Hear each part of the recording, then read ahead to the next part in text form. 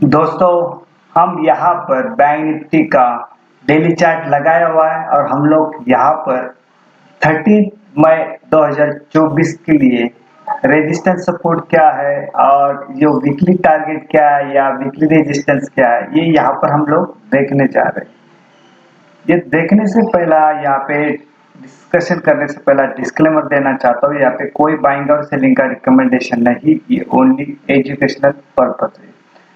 दोस्तों, यहाँ पर हम लोग आखिरी में ये भी देखेंगे कि यहाँ पर जो इम्प्लाइड वॉलेटिलिटी है आईवी की ओर जो इंट्राडे का ट्रेंड आइडेंटिफाई कैसा करना है, ये हम लोग आखिरी में देखने वाले, आखिरी के 5 to 10 मिनट में ये भी देखने वाले।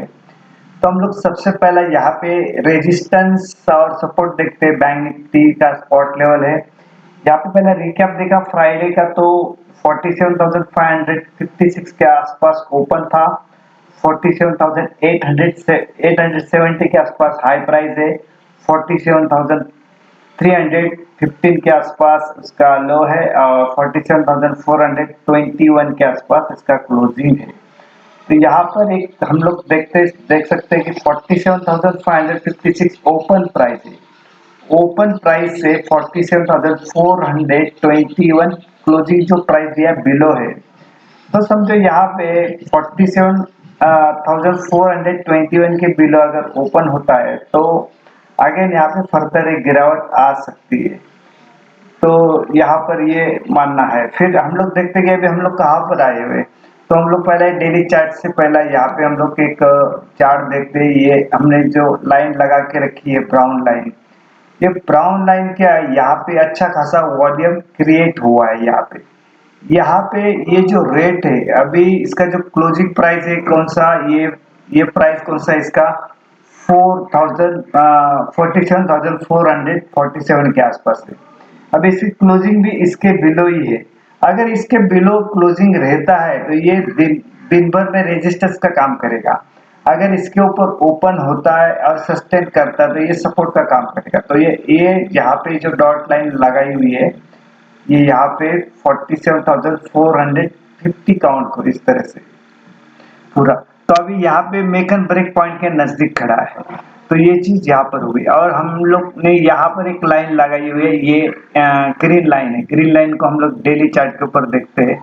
डेली चार्ट के ऊपर ग्रीन लाइन कौन सा है, 48,125। अभी ये हमारे लिए वीकली का टारगेट या रेजिस्टेंस का काम करेगा। और ये जब तक इसके ऊपर चला जाता है नहीं, पूरे वीक के अंदर 48,125 के, तब तक ये बैंक निफ्टी ऊपर जाने वाला नहीं है। यहाँ पर भी एक अच्छा खासा वॉल्यूम क्रिएट हुआ है। यहाँ पर भी, यहाँ पर अगर इसके बिलो क्लोजिंग है तो यहाँ पे जाहिर है कि यहाँ पे सेलर एक्टिव है। तो यहाँ पर सेलर ने अच्छा खासा पोजीशन लिया हुआ है। अब यहाँ पे मैं ये पैटर्न कौन सा बना है, यहाँ पे क्या चीज बनी है, ये पूरे वीक में आपने देखा हुआ है। इसके ऊपर हम बात नहीं करेंगे। हम लोग सिर्फ अभी फ्यूचर कल क्या होगा इसके बारे में सिर्फ बात करने वाले। क्या हुआ ये सबको पता है, क्या होने वाला, क्या होना चाहिए, ये सिर्फ हम लोग देख रहे। तो अभी यहाँ पे रेजिस्टेंस यानी सेलिंग का पॉइंट है 47,610। सपोर्ट लेवल है 47,230। ये सपोर्ट का अभी यहाँ पर भी देखो, कई बार भी जितना भी बार हुआ है यहाँ पे ये सपोर्ट लिया हुआ है 47,000। यहाँ पर उसने सपोर्ट लिया है, काफी बार सपोर्ट लिया है 47,200 यहाँ पे। अगर यहाँ पर जब भी यहाँ पर आया है इसके ऊपर तो यहाँ पे बाइंग आई हुई है। अभी यहाँ पर यहाँ पे कल मंडे पता चलेगा कि इसके ऊपर ये सस्टेन करेगा या बिलो चला जाएगा। अगर बिलो चला जाता है तो ये सिर्फ बीच में सपोर्ट ही नहीं, उसको ये सीधा है 46,300 या 250 के आसपास है। यहाँ से जो चलना शुरू हो गया था मार्केट, तो यहाँ पर इसका सपोर्ट है 46,200 के आसपास, यानी करीबन यहाँ से भी 1000 पॉइंट से भी ज्यादा बोले तो करीबन, हाँ 1000 पॉइंट है, 1200 पॉइंट के आसपास, 1200 के पॉइंट के आसपास यहाँ पे और गिरावट दिख सकती है। अगर ये 47,200 के बिलो चलना शुरू हुआ है तो फर्दर गिरावट आएगी। और यहाँ पे टारगेट और रेजिस्टेंस क्यों लिखा हुआ है कि यहाँ पे ऊपर आना है तो इधर तक आएगा।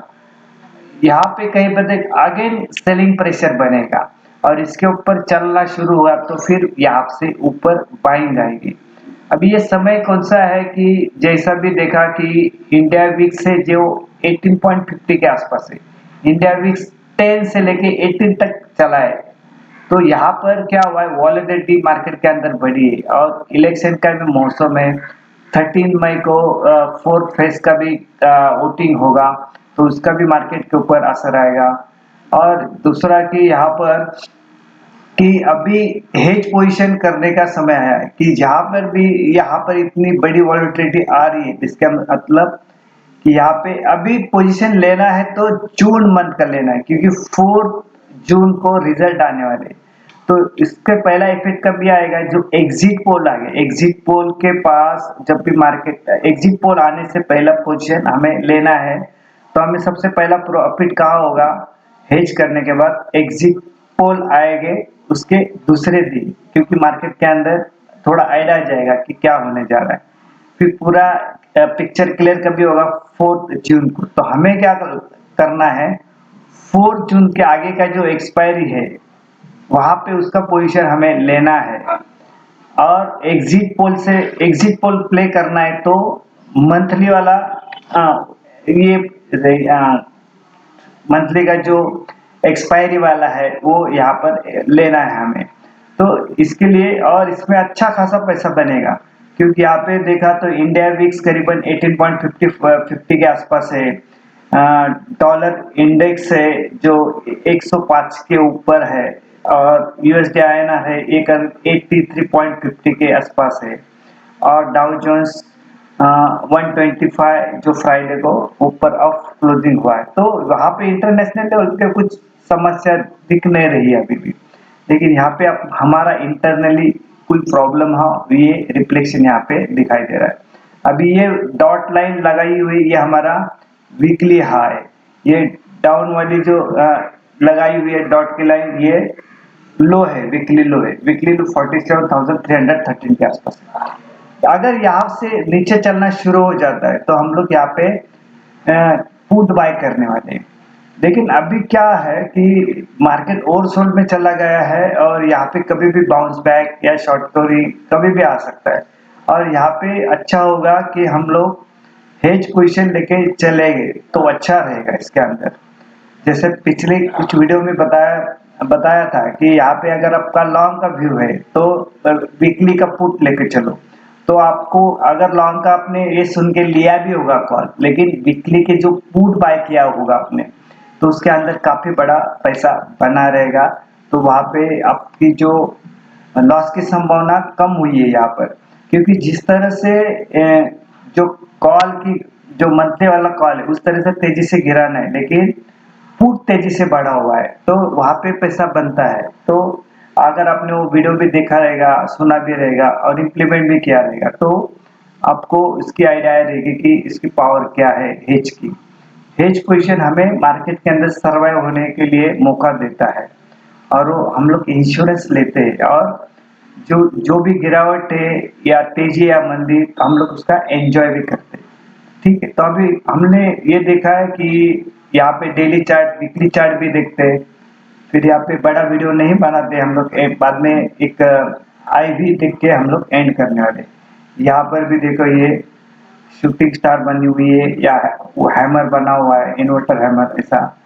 और यहाँ से एक बड़ी कैंडल बनी हुई है मारू मंजू। यहाँ पे जो यहाँ पे ये सपोर्ट सिर्फ ध्यान रखना, अगर यहाँ से गिरावट आती है तो फिर बीच में सपोर्ट है ही नहीं है, सीधा यहाँ तक गिरावट आएगी। ये 1000 यानी 1000 टू 1200 का यहाँ पे गिरावट आ सकती है। तो अभी हमें इम्पोर्टेंट है 47,200 उसके ऊपर। अभी हमने देखो ये एक वीक दो वीक का जो लो था हमने ब्रेक डाउन किया है। ये इसका लो क्या था, करीबन लो था 48,342, इसका लो ब्रेक डाउन किया, इसका भी लो ब्रेक डाउन किया हुआ है, ये 47,628। अभी हमें सिर्फ ये लो के ऊपर देखना है कि यहाँ पे लो कितना है, 46,580 के आसपास। अगर ये लो भी ब्रेक डाउन करता है तो फिर यहाँ पे ये रेट दिखना है।